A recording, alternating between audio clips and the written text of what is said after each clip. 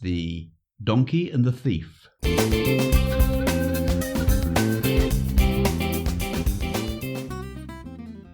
One day, Nasruddin decided that he needed a new donkey. Nasruddin had to work in the fields where he grew vegetables to sell in the market. So one bright morning he got up early and walked to the market, which was a very busy place with people buying and selling products. And there he saw a donkey which looked very beautiful and very strong. "This is the donkey I need to help me in the fields," said Nasruddin to himself.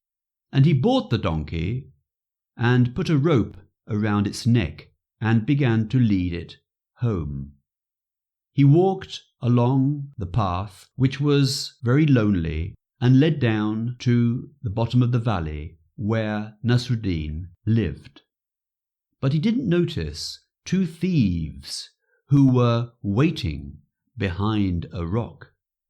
And as Nasruddin walked past, they came out, and one of the thieves very carefully took off the rope from around the donkey's neck and put the rope around the other thief's neck. And the first thief then ran away.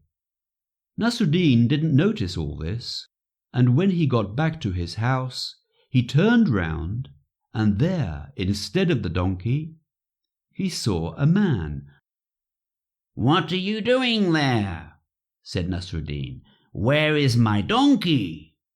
The man looked at Nasruddin and said sadly, "I'm very sorry. You have, in fact, saved me.